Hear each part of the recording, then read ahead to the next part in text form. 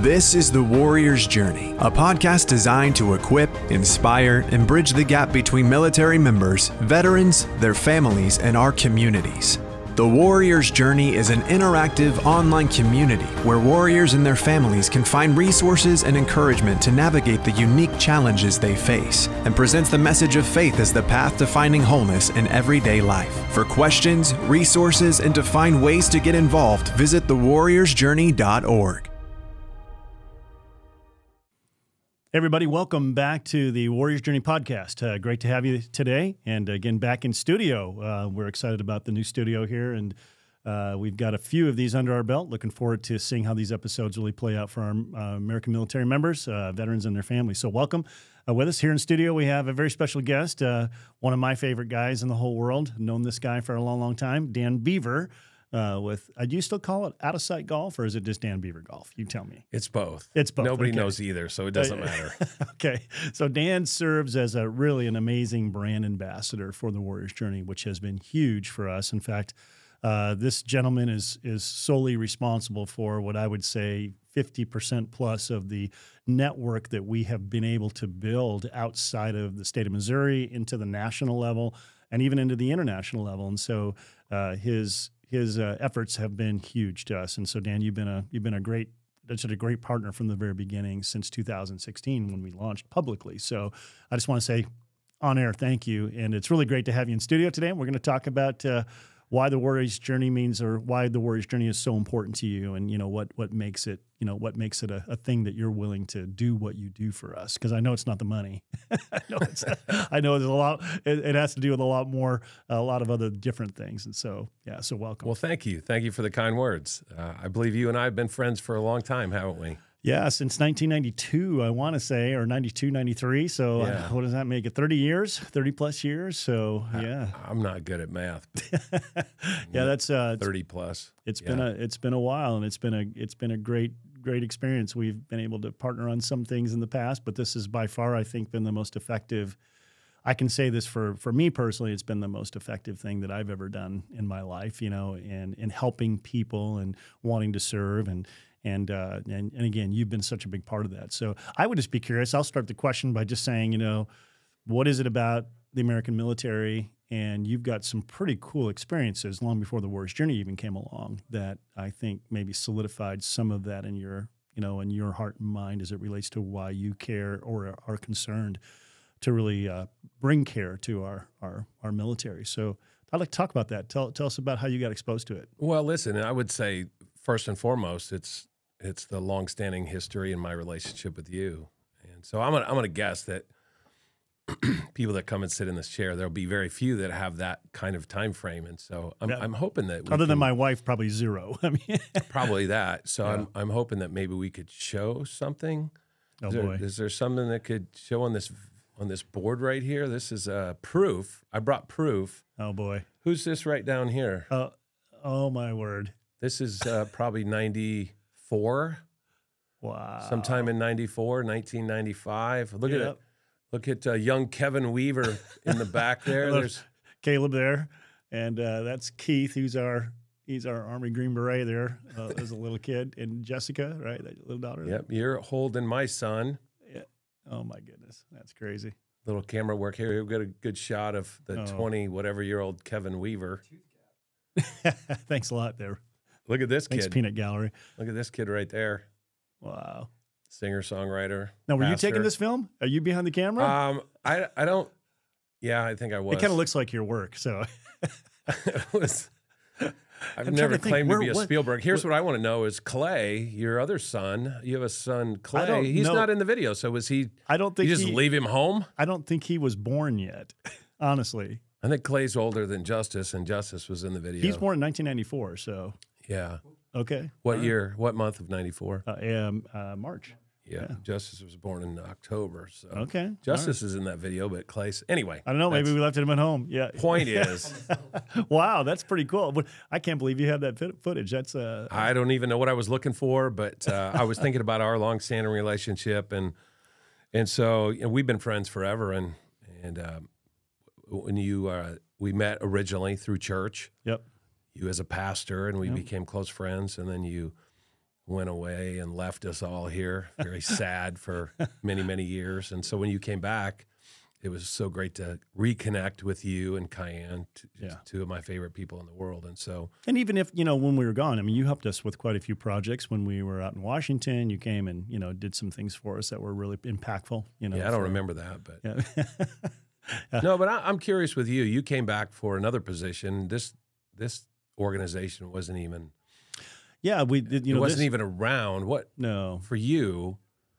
I don't know how many. I think a lot of times you're asking the questions here, and that's rightful. Right. But I'm curious what it was about the military that started with this vision, and then why such passion now for you. Yeah, well, that's good. A very dear friend of ours, Mark Flattery, who was running a world missions organization, had been really asking me, "Hey, come help us, come help us, come help us." And I'm like, "Man, I'm not a tech geeky guy. I don't really know about that kind of stuff because a lot of it was digital media." And he said, no, I just need somebody to help me kind of put together internal teamwork. And, it was more of a pastoral kind of thing. And he finally convinced me, and which meant that, we had to go out and kind of raise our support. That's kind of how this thing worked. It's like, I can't pay you, but we'll give you opportunity to go raise support. And then if you can raise it, you can come. Okay, that's kind of an odd thing, but it worked. And we were able to do that. God opened the doors, and really day one. I mean, from the first day that I arrived, and as we were talking, even prior to that, he had said, "Look, I just want you to know, in the back of my mind, there's one initiative I want to be able to launch from this, and that's we've got to do something for our military. And I know your passion for the military, so And Mark was saying this to me. Wow, and Mark saw that at that time. And what was it about the military? Why did he feel that way? So what was his experience that led to that thought? It's a great question, because when he was a kid, his dad, they were missionaries in Belgium. And so they were in the European theater. And he said, when I was going to DOD schools. So here he is, and he's competing with he's hanging out with all these military dependent kids. And he's seeing really maybe from an outside perspective looking in, but had some similar experiences that these DOD dependents had, because he's going to school with them. He's playing basketball with them. He's hanging out with them. He's going to their houses on post and base in different places there throughout that European theater. And he had gotten a burden. He goes, "Man, these guys they live a rough life, and there's some unique challenges that are very interesting." And so, but he was exposed to that early on, and he always had a heart. He just really felt so compelled and so grateful for the sacrifices that these folks were making. So he shared that. When I knew that about Mark, I mean, the fact that I was a veteran, he was like, "Oh, I just think that's so cool." He goes, "Man, he thought about times where I wish I probably should have served, or I could have served." And I said, "Well, hey, not everybody does that. It's again, less than 1% right now. So I mean, I wouldn't. We don't beat up people that haven't served. That's not the point." But he's like, "I want to do something now. So I'm giving you this initiative. So, I want to give you funds, resources. You've got to run with it, leverage the relationships, and let's start this thing." And we both came up with this idea, calling it the Warrior's Journey. So he's co-founder, so. I'm always fascinated with the origination of the polling. I try to tell people about your survey, not polling, but a survey. Yeah, Explain that survey and how many people that went out, because I always describe it and I paraphrase it. Here was my paraphrase. It went out to 1,000. You thought you would get a couple hundred back. But we hoped 700 or what? Not quite that many, but so we were really hoping 1,000 people, and these were all military people. All military. Was it any wife? It was all active duty military, and there were some civilians that were veterans that were now working in the civilian world. So they were veterans, but still working with the military. This came out of the Pentagon. We were able to get. And that's a whole nother story. It would take way too much time to talk about, but how those doors opened up, it was amazing. It was miraculous through prior relationships that I had while I was serving in the military, friends that now were working in the Pentagon, and like, "Hey, man, how things going with you?" "Well, here's my idea." "Well, we'll help you with that." That's great. So cutting to the chase, that worked out. They were able to approve this going out tall branches, Army, Navy, Air Force, Marine Corps. Not the Coast. I don't think the Coast Guard was involved at that moment. There'll be a theme through this conversation about relationships, right? Yeah, exactly. It'll be this theme of And so you send this out. We sent it out to 1,000. It was a 10-question survey. The last 3 questions were narrative, so we gave people opportunity to kind of write in these are the issues. Like we said, what are the most challenging issues for you? How do you deal with those challenges? And, what do you feel is missing? And so we sent it out, and we hoped for 150. 150 to 200. I can't remember the exact ratio, but we were working with the Harvard School of Business, and they said there's a ratio there. If we can get that amount back, we can call this an empirical study, where it would be, we could pretty much count on this being true. For regular dudes like me, what does that mean? Legit? It would be a legit study? We could call it, actually, it could be considered part of research. It was a legit thing that you can count on, that the information gathered on this was broad enough that we could count that chances are 80-90% of this is going to be true across the board. So, which we thought, well, that's really great. I mean, if there's a way that we could understand these issues, and we were focusing specifically on these invisible wound issues, because the thing that was somewhat frustrating, because you constantly hear about post-traumatic stress. Everything's PTSD, or PTS or whatever. All that. And again, that's a real thing. Don't get me wrong. I mean, that's a real thing. But I just kept thinking, and the people that I talked to, and whether it was military chaplains or military commanders or people who were in the military that were dealing with issues, I felt like there was more to it. This is a much more complex issue than just one thing. So let's discover what that is before we start acting like we know, because we don't know. So let's do some research. That's what spurred that on. So we got 497 responses back. So almost half.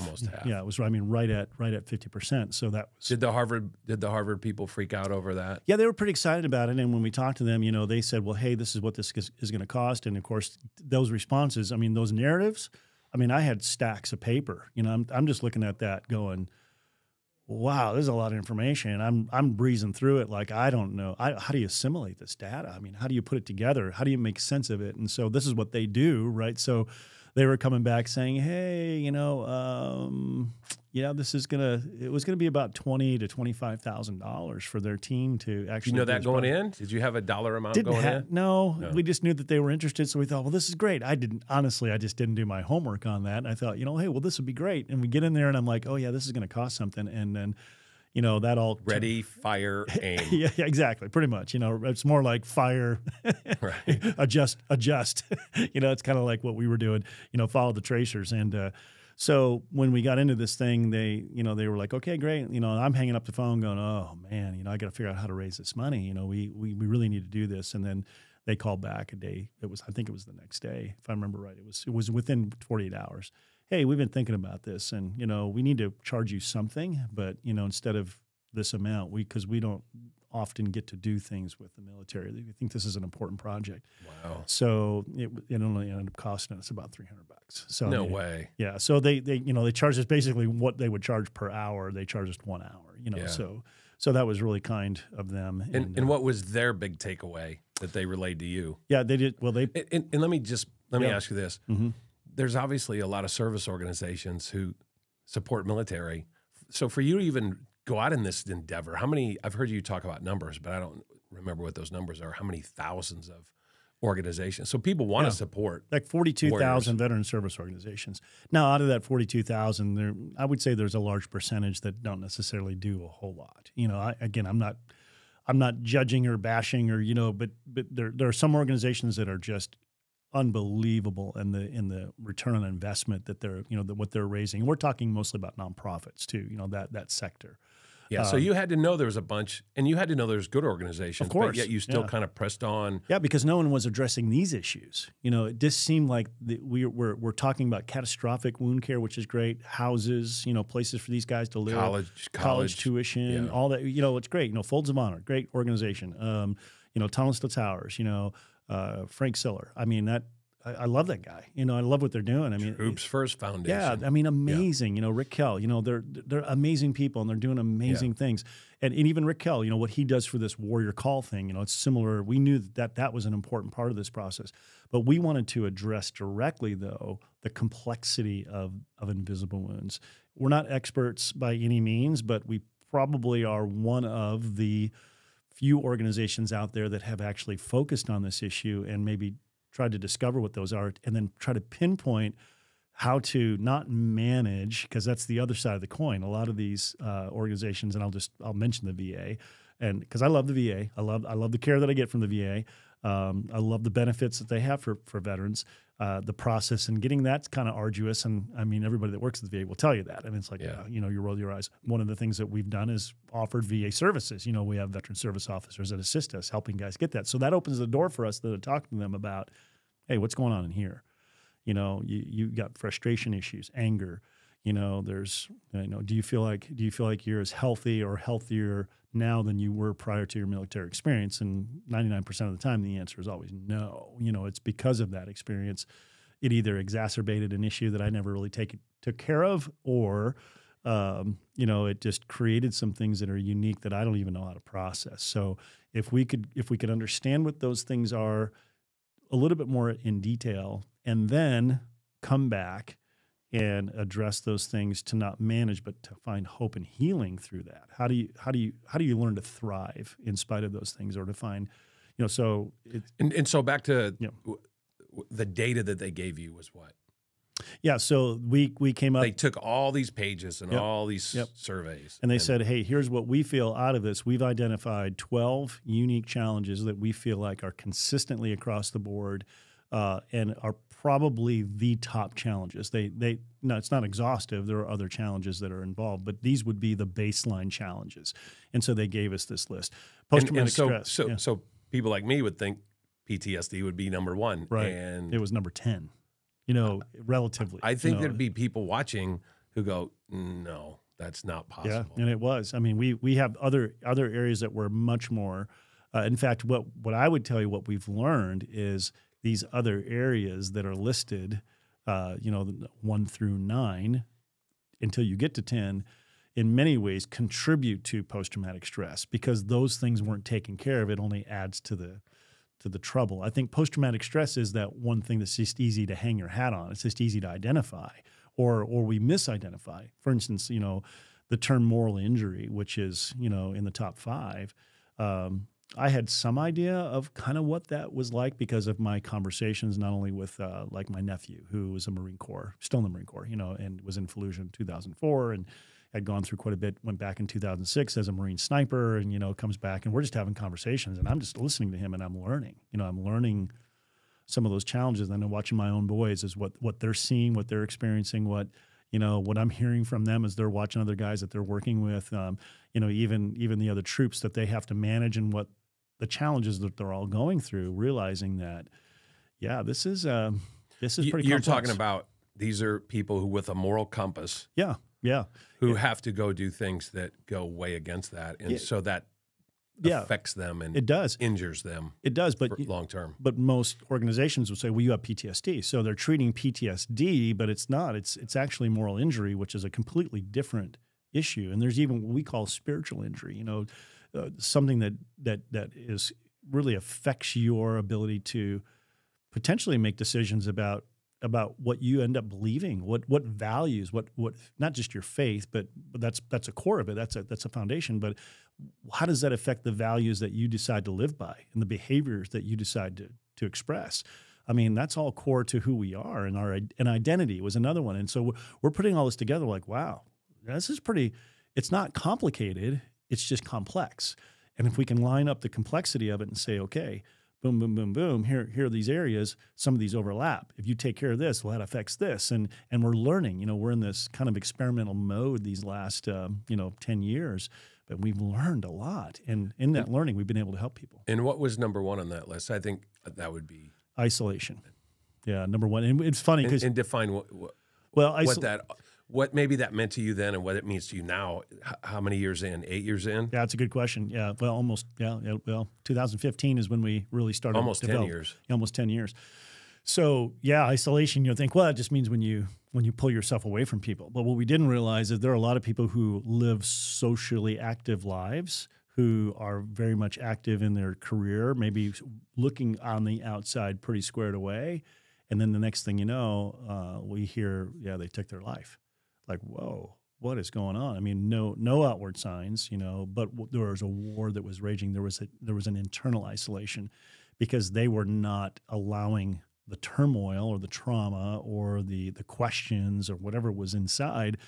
They were unwilling, didn't feel like they had an arena by which they could be vulnerable and open up and talk about it. And they felt like, well, there's no hope. I mean, there's no way around this. There is no solution. The only solution is to check out, and even to the point where we've had people check out or want to check out because they felt like that was the best thing for their family.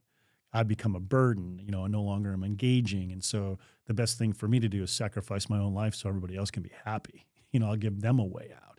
And they say, which is, how crazy messed up is that, right? Yeah. So it's just, so we've learned, how to, I think, address those individually. And the key component there is, and we're learning how to address those things individually. Because, hey, if I got Dan Boever, who's he's a Marine Corps guy and he was an infantry guy and deployed 3 times, his issues are going to be completely different than, Joe Smith over here, who maybe served in the Army and had similar experiences, but different enough to, and his background is different. Like the way he grew up was different. So you have to take all those elements into play and say, what's the unique plan for this person? So we try to customize plans, battle plans moving forward to overcome, and do that in an environment where you're working and you're talking to other warriors. It's like, look, we've been here. We get it. We understand what you're saying. When I say we, our team, because there's things that there are guys I won't talk to because I they're not going to think I can relate, and probably to some degree that's really true. I can't relate to what it would be like to be in a special operations forward area, for months and months and months, if not years at a time, or multiple deployments. I never experienced that. Yeah. But guys who have, and they can talk to and speak to, hey, these are the issues I've had to deal with.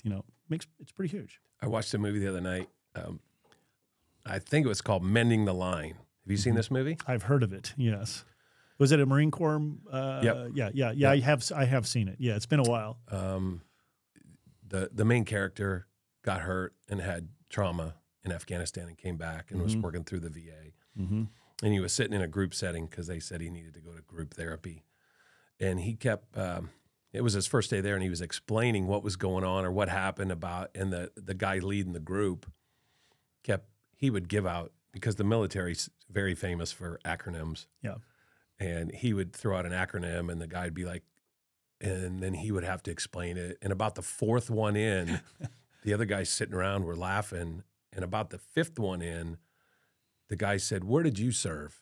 The Afghanistan vet said, "Where did you serve? Did you see combat?" And he was enraged because he's like, "How are you helping me if you never saw combat? Right. If you never were part of it?" Yeah. And so I think about that often with you guys. Yeah. I never did. And so I know that's one of the things you've tried to do is align people who have walked that road. And it's both, because it's almost like I don't want to hear from you if you didn't do it. Yeah. Yeah. Well, or there's only certain things that I think that I'm willing to accept until I get to know you. Part of it might be a trust thing too. So you're right. The big thing is how do we take warriors that can identify with other warriors, guys who are navigating and finding healthy ways to then share that story with other guys who need to hear it, and that they'll be willing to be vulnerable and trust and work through that process, right? The other side of the coin, though, is also giving individuals like you, Dan, who you love the military. I mean, you appreciate these guys. And we've had conversations where I've seen you, man, broken. You're like, oh, God, how do you do it? I mean, and I appreciate I think that all the time. Yeah, there's an empathy there. And there's a lot that you get the fact that you don't get it all, but you get enough of it to realize it's hard and it's a sacrifice. And so how do I take patriotic, loving people who really do want to make a difference, and how can we get them involved as well? And then I've watched you interact with guys, combat hardened, guys who've had those. And you've been a tremendous source of encouragement to these guys, just because they know you really do care. You know what I mean? So that's been another platform, I think, the Warriors Journey. And it's funny. That just hit me. It just really hit me that's one thing that we've actually kind of done by accident. Is giving civilians an opportunity to come alongside and put their arm around these guys and say, hey, not just, hey, oh, thank you for your service, thank you, which a lot of those guys are like, rather whatever, they just see, well, you're just saying that for you, you're not saying that for me, which isn't true, but well, I heard one of your previous guests, a friend of ours, both of ours, Jonathan Gerard, he made this amazing comment at the end of the podcast, which I loved. He said he loves the military and he gave it everything, but he loves being in business and he loves his family. And he says, what I love about the Warrior's Journey is it allows me to do both. He used to do he used to do both. He would come home and work, and Yep. and then he would also go overseas and work for Blackwater. Like you did Blackwater, you did and contracting. Canopy. What was the other one? Yeah. Well, Anyway, he would be here and then he would be gone, and he'd have Yeah. to. He had dual roles going on, Yeah. and he talked about the fact that he loved the fact that the Warrior's Journey allows him. I think there's a lot of people like me at whatever levels or stages they are. They want to do something. They want to help. And how do we do it? You know, you can do it with money, or you can do it with time and energy and expertise and all that. Absolutely. And we want to try to give both, you know, because we have people who are wealthy people who actually are like, hey, I've got all this resource. I want to be able to invest in something that's going to have a return, you know, that's really going to make a difference in the hearts, lives of people. So we feel like we've given people a pretty good platform for that. And can we always use more of that? Absolutely. We're scaling, you know, and we want to do that. We feel like we've done it pretty incrementally, and we're learning as we go.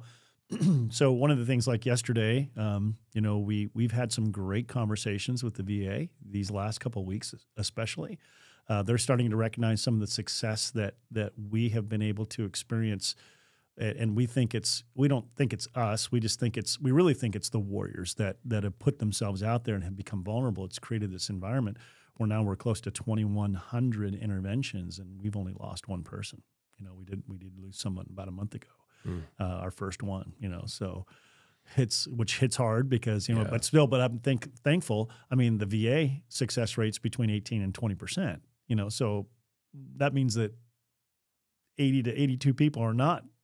I mean, they're taking their lives, you know, so they're looking at us and they're saying, hey, we need to support you more. How can we partner? How can we lock arms? And so out of those conversations, it's been pretty exciting because now they are getting ready to include us in their monthly magazine that goes out to 15 million people on a regular basis. They're going to feature what we're doing.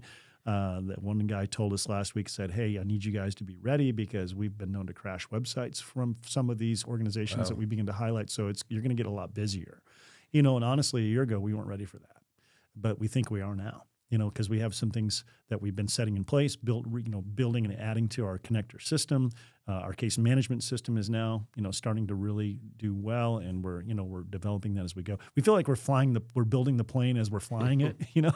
So, but we're starting to feel like, okay, we're airworthy now. You know, we're not thinking about are we going to crash. Now we're thinking, hey, how are we going to get to that next destination? So that feels pretty good. Well, at the core, though, your heart is for warriors and their families. Absolutely. I mean, at the end of the day, that's what matters the most. I mean, if we build something like we have this new facility that we're in, we're grateful for that. But I try to help our team, and I'm trying to remind myself, it's not about this. Right. This is just a tool. Right. We got to be really careful. You know, how many organizations they become successful, and then all of a sudden it all becomes about that success and about their brand and their name, and you know, well, how many guys you helping? Well, it's like we want to see that be the thing that scales, you know. So we've got to continually take a back seat to things that we feel good about. Well, and that's why it's always, I think, been easy for me to support what you do because I see you, and there's nobody I wouldn't feel comfortable turning you loose on, and just let them explain what your mission is and what you guys do and what the Warrior's Journey does. I'm always so excited about that, which also I watch, and it has to be frustrating for you to feel a lot of times like you're beating your head against the wall. Like you really do have a great cause. You really do have you have pure motives, and and then sometimes that people don't see the vision that you have. That, or you, I'll go on a controversial bent here, and this may make some people upset because I do understand. Is this one of the first podcasts where you'll start? This will be edited. We'll find out. No, we'll run this. I know I'm probably. But Clay. Recently the DOD made this big, this current administration, made this big thing about we got to change the names of military installations that have been there for decades. Fort Bragg is now Fort Liberty. Fort Benning is now Fort Moore, and Fort Hood is now Fort Cavazos. It's like, let's change all these.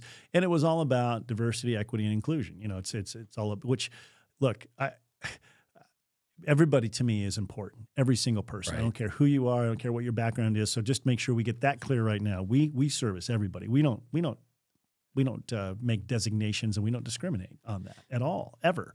You know, so you serve a God who loves and creates all, right? Hello, so you love all. People ask me, say, what if so-and-so comes? Are you going to help them? Of course we're going to help. We help everybody. You know, it's like, and we, you know, the whole spiritual component is something that we give as a, hey, that's your choice. But if you want to talk about that, we're all about it, because we know that that's such an important part, our spiritual fitness, as well as our physical fitness, social fitness, emotional and mental health. All of that it's all important. But many times we just leave that out. So all that to say, here's the controversial side of it. So they spent in excess, it's my understanding, and I may be off on this, but it's my understanding they spent in excess of $40 million to make those changes, to basically change signs and change names and all that goes with that. Hey, we have unlimited money, so it doesn't matter. But do whatever you want. But so I'm thinking, do you know what we and our partner organizations take could a tenth do? of that? Yeah, can you imagine? A fifth of that. Exactly. I mean, do you know what we could do with $1 million, $500,000? I mean, right. we're touching the lives of 7 individuals with $1. I mean, we're able to connect, and so it's, I don't know, it just that's the kind of stuff that you think, oh man, you know. At the same time, so that's my controversy. People are like, that wasn't controversial. I don't know, maybe it was. If you're offended by that, my apologies, because I'm not trying to offend people. But no, you're saying that you wish you know what your money goes for, yeah. And you know the effectiveness. I remember clearly a gentleman that called. The phone message came to you, veteran, was going to take his life, thought it was better if he was gone, and those results changed, didn't they? Yeah. And you know, when you think about it's almost 2,100 now. We're just shy of that. You know, to think about all those lives, and I look back and I think about where so many of those stories are now. You know, marriages restored, kids, you know, now engaged. Men and women finding this place where they're able to function, and not just function by way of management, but literally thrive and find new hope, new purpose, new mission. And you know, life isn't perfect. You know, life's never perfect, but they're on a road though that is enjoyable. You know, and they've got hope, and that, I think that's the key component right there. You know, it's if anything, people say, well, what's the one thing you do that you try? So we try to give hope. You know, it's like it's all about giving that perspective that births hope in that person. Yeah. And it's not our hope. It's hope that they find that's unique to them, that's real. You know, it's not phony. It's not, I'll even use this word because people, oh, you guys, you get into the whole spiritual. We don't do churchy stuff. And there's nothing wrong with church. I mean, church is an important part of community. And I think, unfortunately, you know, we don't have enough of that in our nation anymore. You know, I think that's part of the reason why we're suffering and we have the problems with you, because we've gotten away from some of those values. And I'm not talking about values that, you don't mean the ones that led to slavery and all that. It's like, oh my God. Of course I don't support that, you know. And in fact, if you do your history, you'll find that, you know, good Christian people led the abolitionist movement. You know, it was their faith and their values that would buck up against those things that were happening that were travesties and devastating to our culture that overcame that. And we just need to lean into that more and more and more. And so whatever those values would be for that individual. See, but when I picture the warrior's journey, you're connecting with people at different steps along that journey. Again, I go back to Jonathan Gerard. Here's a guy who you don't know what he struggles with from his 15 years of service. Yep. But on the outside of it, you see a guy who's been successful with his family, successful in business. You might catch another dude 2 years removed from his service who's struggling. You might find somebody on their journey who wants to know more spiritually. Yeah. And so you have that ability to do it. And yeah, I'm sure you run up against guys who, men or women, who say, I don't want to hear anything about it. Can you help me with this? Absolutely. Can you help me with my heater? Yeah. My heater broke, and I know you've done that. And our answer is not only yes, but yeah. I mean, we're excited about that. We're honored to help you. Not only yes, but yeah. But yes. Not only yes, but heck yeah. Yeah. Exactly. You're gonna have to hit your little button over there. Yes. So yes. I mean, that's how spiritual Kevin is. He won't even say heck. Yeah. Not only yes, but heck yes. Yeah, please don't talk to my family. Yeah, they'll give you the truth. So let me just back up and ask you this. When you've found these 12 unique challenges, how did then you mold them, and how do you use that today? Well, I would ask you, Dan, because I've watched you do this. You know, we have a little card that has those challenges on there, and you've taken those to events in different places, and you've been. Do you know those by memory? Do you know those by memory? No, I mean, I can't rattle them all off by gosh. memory, but I can tell you, I can't do them in order. Isolation, family brokenness, Stop. moral Just injury. stop. You know, You're going to do 7 of them, and then you're going to look back. This is going to get cut. Yeah, so we'll put them on the screen right there. We'll put them on there. Here they go. They're right here. 12 of them. Do that. Just say, no, they're right here. Right there. You see them? Yeah, you see them. Yeah, family brokenness, separation issues, deployment issues, reintegration issues, financial issues. Identity was a big one, huge one. You know, of course, we talked about moral injury. Yeah, financial problems, fear. Fear was a huge issue. And most guys in the military, when you say that, they're like, when they see it, they're like, yeah, I could, if I had to expose my most inner being, I mean, the fears would be exposed. But you know, in the military, it's like, you don't have time for fear, you know? Yeah. And what is fear? I mean, we all have fear, you know, fear of what? I mean, I've talked to guys and they were afraid of what was going to happen when they went home. Yeah. They weren't afraid of going to war. They were afraid of the separation. How am I going to reintegrate? Or they were afraid of when I get out of the military, I can't tell you how many, I got story after story after story. You know, I've been in 20 plus years and all I know how to do is pull a trigger or do whatever it is my job is in the military. And I don't see where that has any value to the civilian life now that I'm going to have to live. And it's just going to be so different. So they're afraid of that transition. And and rightfully so. I mean, there are some transitions. And so we work within those realms to say, hey, let's talk about the very practical thing about your resume. Let's take your military resume. Let's transfer that into a civilian. Let's talk about, you know, how you are great with operations, logistics, leadership, work ethic. You know, we'll concentrate on those things because I'm going to tell you right now, there are Fortune 500 companies that would kill to have people like you who have these gifts. Now, maybe you haven't done that, but you're going to learn that. I mean, and it's the character behind it that they're looking for. It's the longevity of a person who really has something to offer. So, well, you know, one of our friends is a gentleman named Adam Rock. Yep. Talked to him this morning. Retired colonel. And he's one of so many people that I've met along the way that I think this guy can do whatever. If you look at his military resume, you're telling me he couldn't go to work for any company in America and be successful? Yeah. Huge. The characteristics and traits that he exhibited and the work ethic and all the things that he used in his military career. Yep, huge. Can be But what is he translated. doing? You know, he's now serving as the director of Katie's Way, and which is a nonprofit helping military guys, and he's serving. He's still serving. Yeah. You know, he's giving them. He's one of our brand ambassadors here at the Warriors Journey. I mean, you know, he's serving. You're right. He could be racking up the money, you know, but he's forfeited a lot of that because he sees something a lot more important. So back to your list. One of the things that I've found interesting is I'll take the card, and at different events I'm at, and obviously I'm mostly at golf events because that's what I do. I'll take the card and I'll hand it to somebody. Or they'll ask me, hey, what's that Warrior's Journey? And I'll tell them what you guys do. And I'll hand them the card and go, I want you to look at these 12 issues. I'll tell them about the survey and what you guys identified. Mm-hmm. And I'll hand them the card and go, don't tell me which ones, but glance at them and tell me how many of those you've dealt with. And I've had I think the minimum is 6. And the maximum was like 11, or I've dealt with all of them. Right. So yeah. And I think most people resonate. In fact, I had one guy, he looked at it and he goes, wow, you just gave me language to express what I didn't even know how to explain. I said, what do you mean? He goes, well, I know what that is. You know, I know what this identity thing is, and here's what it means to me. You know, and he began to explain that. He goes, but I didn't know how to tell. I don't know how to tell my counselor that. I didn't know how to verbalize that until I saw that word. You know, and of course we say we want to move you from this crisis to this journey. You know, like if you have an identity crisis, you know, or if you're leaning into the fact that you don't feel good about who you are, or because of what you've been involved with, or what you've seen or exposed, or what you haven't done. I mean, a lot of times it's what I haven't done.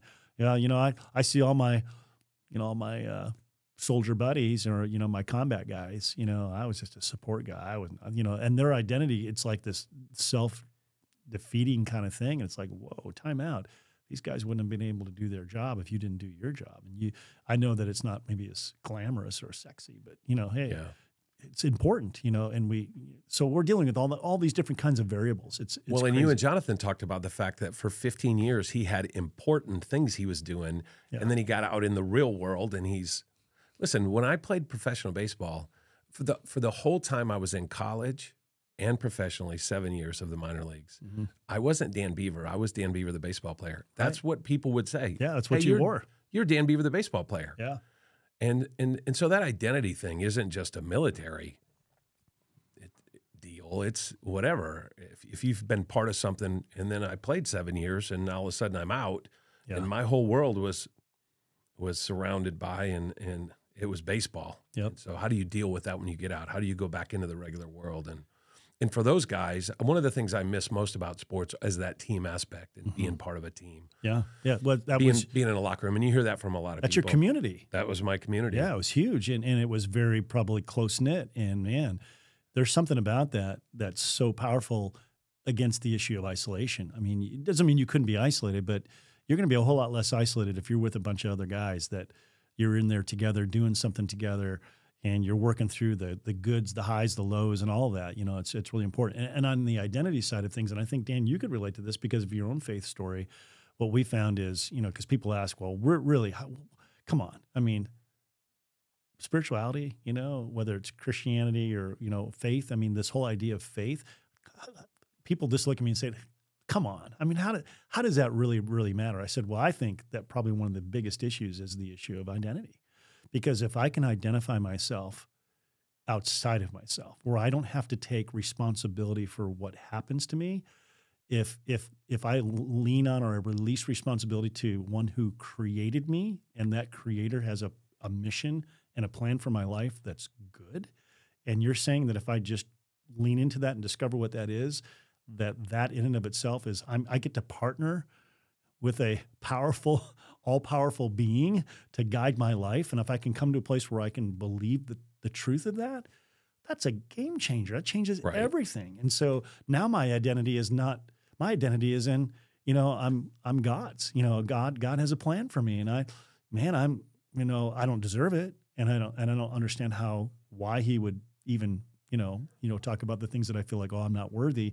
That's another identity issue, right? So we help adjust. It's just huge. That's a huge thing. And I think every human heart has the need to, there's only one place in our heart that can be filled by, and that's with God. So we don't push that. We don't proselytize per se, but we do want that message to be known, and that message known the best is by telling a story. Here's what happened to me. Now, I mean, that might not be something you identify with. Fine, that's great, but guess what? It's truth, and it's truth for me. And you can't. I mean, I know it's true for me, just like it's true for you. You have your own faith story, Yeah, and there wasn't somebody pushing me. I had people along the way. I grew up in a house of faith. My parents, wanted me. I believed in God. Yeah, I went to church. I didn't want to go to church. I went because I had to. Like most of young American boys. I didn't want to go. I knew there was right and wrong. I knew there was heaven and hell. I knew that stuff. Right. But my belief was that if I truly sold out to this Christian thing, I was never going to be able to have fun again, ever. That was how stupid I was. I had to live a life of I'm never going to have fun.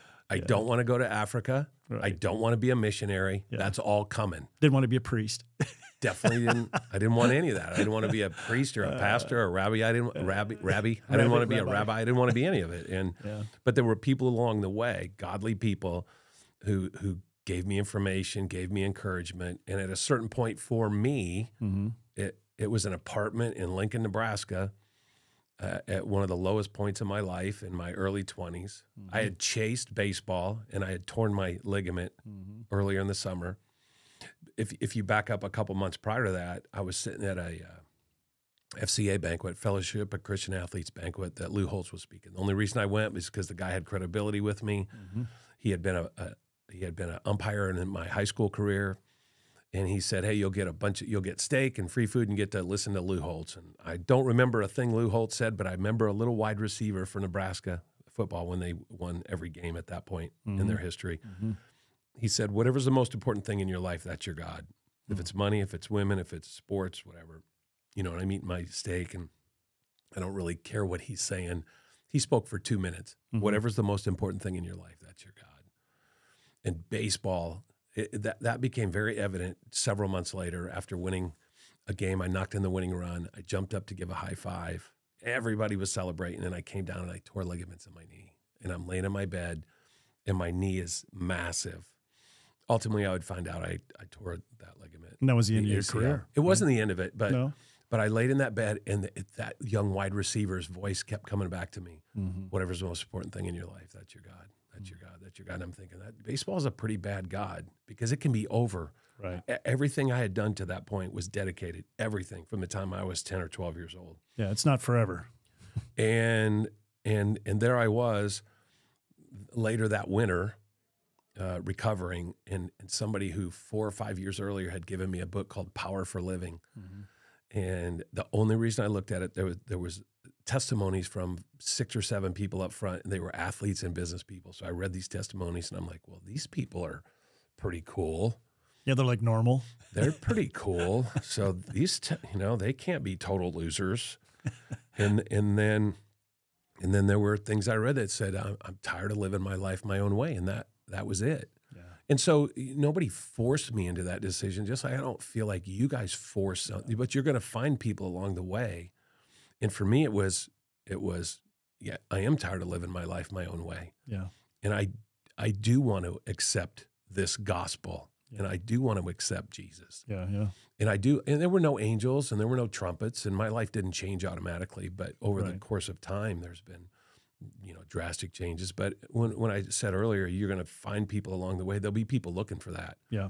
And you guys offer that. You don't push it on them, but we liken it unto, you come to places where you're on this trail of life, and you come to these little off-roads, right?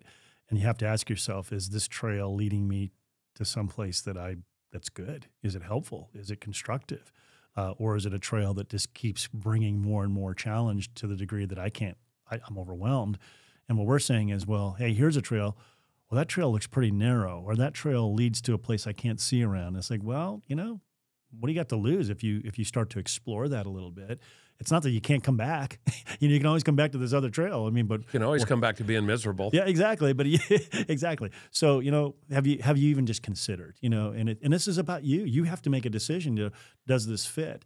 And we don't have standards that we press upon people. We say, hey, how does this relate to who you are and your journey? Because I believe personally that, every person has a unique journey, but it all kind of leads to the same destination we're all looking for. And that's hope, a sense of purpose, community is huge, value. I want to feel like, when someone can tell me that I'm actually a valuable person, to not just them personally, but also to maybe part of the mission. Like if you're no longer part of this team process, whatever it is, it's going to hurt us. We need you, to be needed.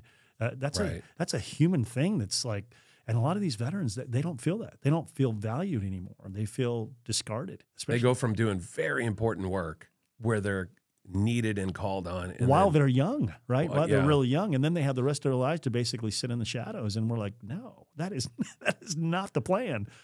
I had golf has taken me so many amazing places, and I'm so grateful.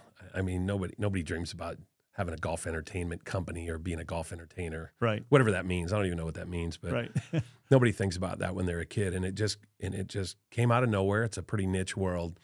But I remember getting this call in 2009. A friend of mine had gone to Iraq a couple years in a row, and I knew he wasn't going to go back. And I got a call from our friend Rick Kell at the Troops First Foundation and said, hey, would you like to go to Iraq on a goodwill trip? And I'm like, no, absolutely not. Was not on your bucket list? No. That's hilarious. David Fairty said, "You're a sniper's delight, man. Yeah. Look at your gut. You're a sniper's delight." Now this is during the war. I mean, it was 2000 what? 9. So yeah. This is like I found out surge. later. I found out later it wasn't like I went over with Tom Watson and Corey Pavin. Right. In one of our one of our days, we flew to these different fobs on a Black Hawk, and we flew out over Baghdad, and we left. And he goes, in 05 or 06 when he came, he goes, we wouldn't have been able to do this. We would have had to circle, and so it wasn't as intense. But still, I mean, it wasn't. The war was not over. I mean, no, I'm like, I'm not going. And of course, once again, like so many things in my life, my wife's like, are you an idiot? Do you know how many people would love to have the chance to go and wrap your arms around these military men and women and love on them, and you get to. Yeah. I don't care. I don't want to go. It's too far to fly. Thanks for being honest, I have to. Thank you for your service. And so I'm like, okay, I'll go. So we flew to Kuwait, and then we flew to Baghdad. And a couple of things that struck me from that first, because we went over Thanksgiving, and I'll never forget. I remember thinking that thought that we mentioned earlier. These guys could do anything when they get back home. I watched how they operate. I watched, how they go about their business. I'm like, any company should hire them. And look, I don't look at all military guys like they're perfect. Like I don't look at all pastors or humans. Of course. I know there's knuckleheads. Sure. But for the most part, these guys, I'm like, they could do anything. The second thing that stood out to me was it happened on Thanksgiving, and I was trying to call home. And, the hours were messed up because we were 9 hours ahead. And Rick Kell, for some reason, felt like we needed to get up at 4 a.m. every day and then do stuff till midnight. His attitude was, we're here, let's be doing stuff. My attitude was, can we not start at like 9:30 or 10 and shut her down about 7? Yeah, right. And that wasn't his plan. And but I remember I was trying to call my family on Thanksgiving. And there was this big room with all these booths. And there was probably 50 or 60 men and women in there trying to call home. And I finally got a chance to call home, and the call kept getting dropped. And I was so frustrated. I'm like, I got to be over here for 10 days, and I can barely talk to my family. Right? We know where this is going. Where it's going awesome. I'm looking around this room going, these people are here for a year or longer, and these people shooting at them. Yeah. And, I get to go home. Yeah. And so here, let's pause that. Let's stop that. That's my, okay, it's over. Time's up. All right, I'm gonna send balls. I gotta send golf balls to a place. So, is this where we get to cut? Yeah. And so I'm sitting in this deal, and I'm looking around, and I was just struck with such.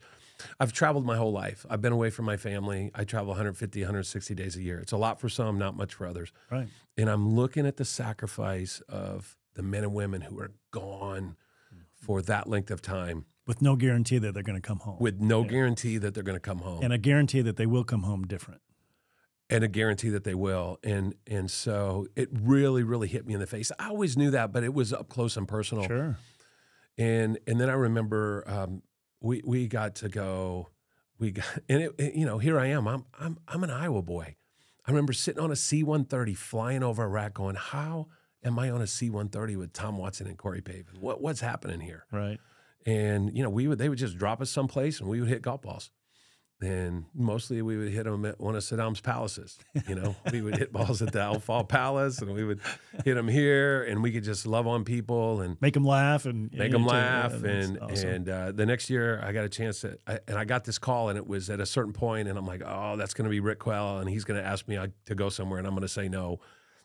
Sure enough, it was Rick Kell. He goes, would you like to go to Afghanistan? I go, absolutely not. Yeah. No, Afghanistan. No, there's nothing green there. But I did, and it was incredible to go to these places and just love on people and you like you say, and you got to see it firsthand. And I will, Kevin, let me tell you this. This is what it made me think of. We were just making stuff up, right? So there's no place. I carried a backpack that had golf balls in it, so I would put my big tees in it because you're sticking it in the ground. Right. And there's no place. And and Americans would send clubs and balls over there. So some of them would have makeshift little driving ranges. And I remember one day this dude, his hair was all over the place. I'm like, dude, what, did you just get up? He goes, no, I haven't been to bed. He goes, I was out on patrol all night. I'm like, oh, thank you, sir. Yeah. Oh. You just want to shoot me right now? So, you have no clue. But that led to I got to see it, and because of that, I built this relationship with David Faherty and Rick Kell, and in this movie that I was talking about, Mending the Line, I'm watching it the other night, and it was that scene with group therapy, and I'm like, I know that dude.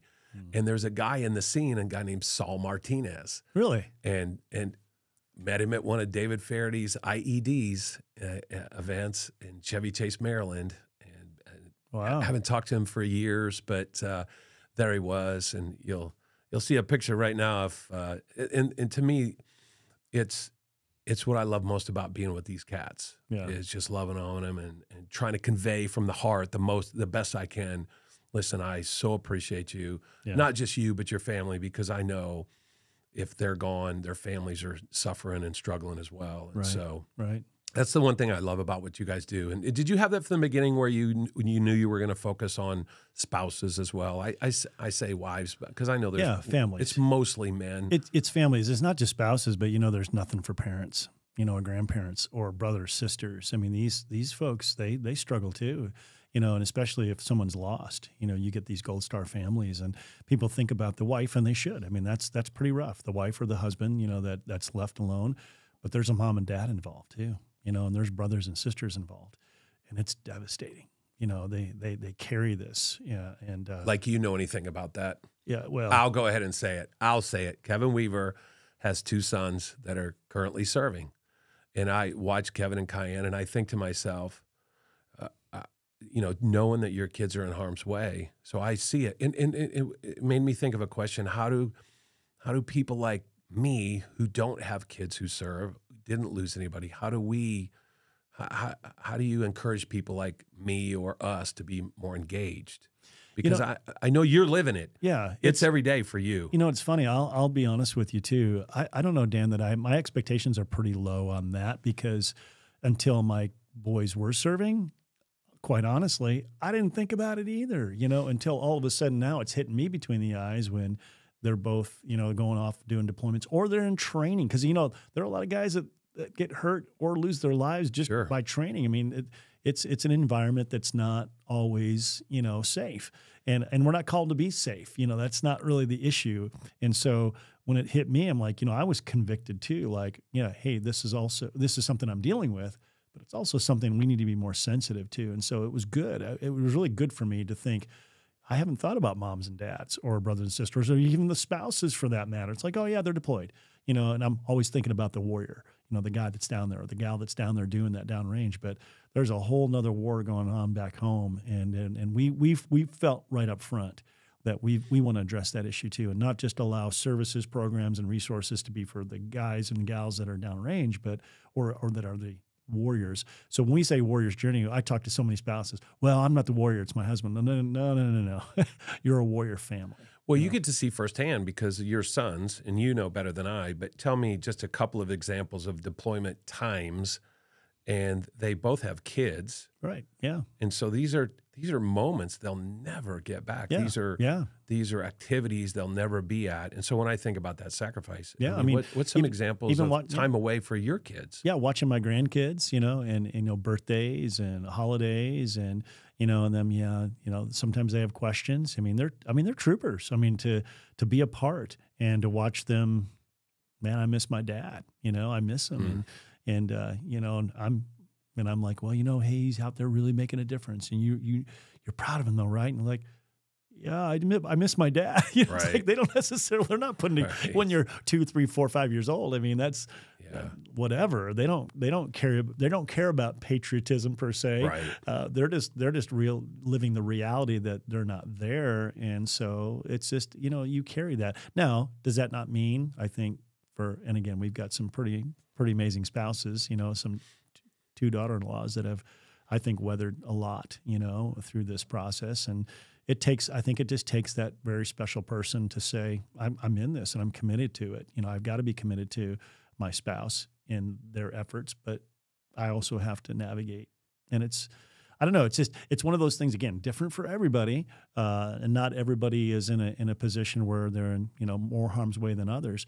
But I know a lot of Gold Star families, Gold Star spouses and moms and dads, and I hear their stories, and it's like, man, it's always that same story. It's like we get a knock on the door that wasn't expected. You open up the door, and there's 2 or 3 individuals in their Class A's or their, their dress uniforms, and they're like, "Hey, we got some news," and that moment, that changes life forever. It's, so when our kids are deployed, it's like the thing you don't want to hear is, Right. You don't want to get that unexpected knock at the door. No news is good news. And again, I've heard Gold Star families talk about that. No news is good. And I'm like, well, now I get it. Okay. Oh, yeah. Okay. Now it makes sense. So again, just taking another element of what the experience is, how do we navigate that, and how do we help people thrive in those challenging situations? Well, and that's one of the things I love about that you guys are focused there. Because to me, it seems, I don't want to say it's more important, but man, it's equally as important for the family. Yeah,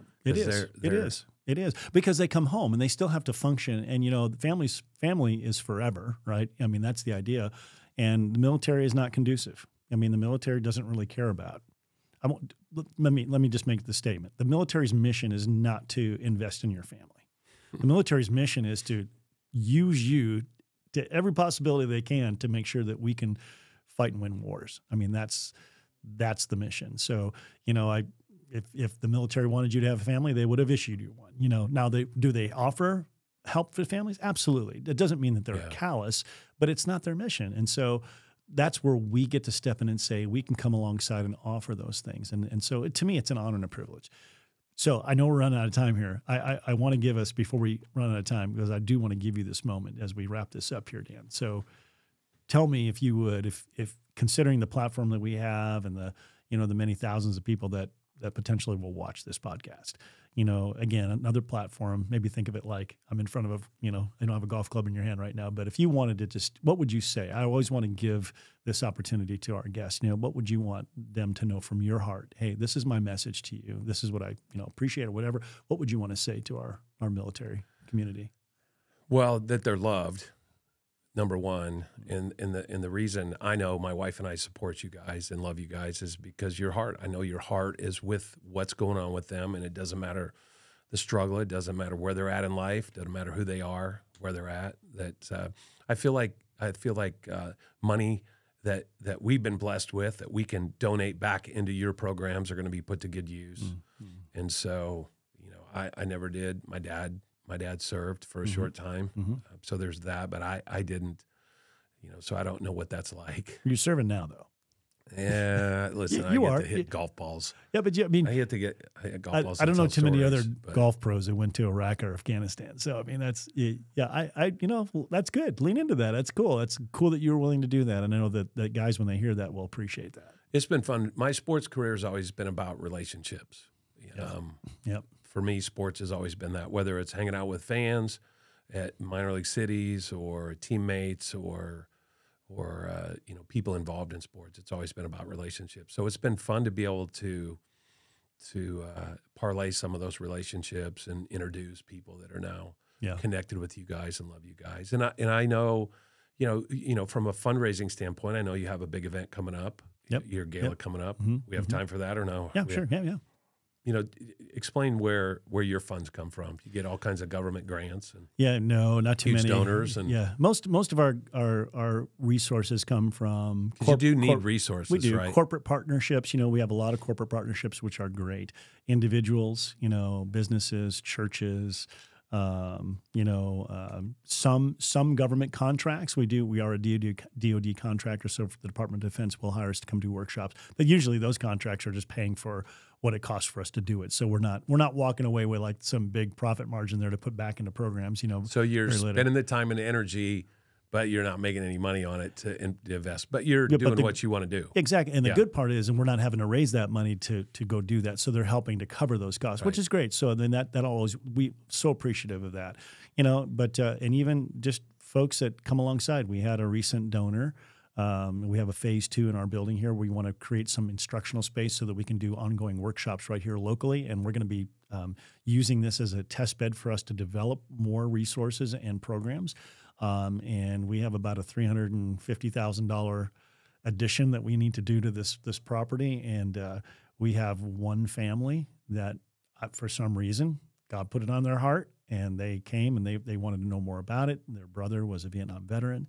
And they said, hey, could we do this in honor of our brother? And it was just yesterday that we received funds to pay for that project.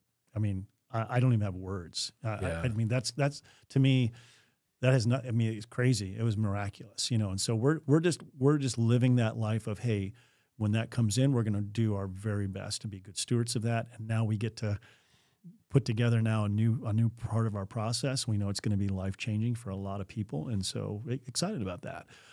Being able to invest that back in lives. So.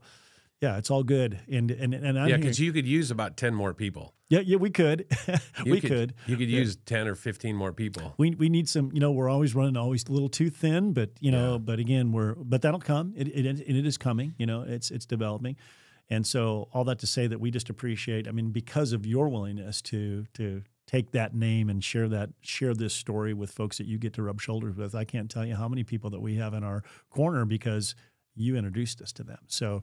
And I would say that's true for everybody. So maybe even as maybe a theme going back to what you want to say to military members, relationships been key. I mean, because it's all about relationship. It's not I know we've heard that it's not what you know, it's who you know, and it really is true. And who you know genuinely. It's not about it's not what I know and what I can get from that guy. That's not what I mean. What I mean is who you know and how can we develop something where we can lock arms together and do more together than we ever could apart. And that's community, right? That's a real sense of community. So I love that. One of the things I love about what you guys do is you're not worried about getting all the glory, that you'll work with organizations in areas where absolutely where you don't necessarily do it. You know, we talked about Troops First a couple times, and their Warrior Call is an initiative to call people and stay in touch. Yep, love it. And you guys will do everything you can to promote that and support that. Absolutely. We now with Adam Rock's new. Yeah, Katie's and way. Hiring Our Hero. I know he was with hiring our heroes. Great organization. But there's a lot of groups you work with, which I've always loved that about you. Yeah, over 80 organizations. Because here's the thing, we can offer some things, but when that person has a need that, oh, wow, that's not something we can robustly give them. But hey, there's a partner over here that we work with. Hey, come on, let's go over. Let's talk to these guys. And they're awesome people, and we're going to be with you during that process. And when they're through with that, maybe it's a 1-week peer-to-peer intensive. Maybe it's just a system by which they went through some services. They come back and they're like, okay, what's next? For us, we want to be with you throughout the whole journey if possible. So, well, we got to wrap this up. So, hey, I think the one thing that stuck with me is just on the spiritual component. Hey, whatever means most to you. You word that again. Whatever means a lot to you is your God. How did you say that? Because whatever's the most important thing in your life. There you go. That's your God. That's your God. So, I think that's a great message. For me, it was baseball. Yeah. At the time. And I've tried my best to not let other things get in the way of the one true God. Yeah. Since then, it was a bad God. You've been a great example. So, hey, if you want to talk to us about that, I mean, we'd really love to have you. The Warriors Journey, TWJ.org. Check out the website. There's all kinds of 7,000 articles and video testimony. There's so much you can explore on our website before, maybe you feel comfortable talking to us. But whenever you're ready, we're here. Would love to do that, whether we help you directly or we help find what it is you need. Either way, to advocate for you would be an honor. So, and Dan, thank you for your ongoing support. We'll have you back. We got more we want to talk about, and you've been a great guest. I appreciate you spending the time. Love what you're doing, man. Appreciate you. I appreciate you. Way to go, Clay. Yeah. Cut out some of the nonsense. Yeah. Thanks so much for joining us. And until next time, we're here, the Warriors Journey podcast, and we look forward to seeing you next time. Thank you for listening to the Warriors Journey podcast. Be sure to leave a review, and to ask questions, give, or get involved, visit TWJ.org today. The Warriors Journey. Warriors helping warriors heal invisible wounds.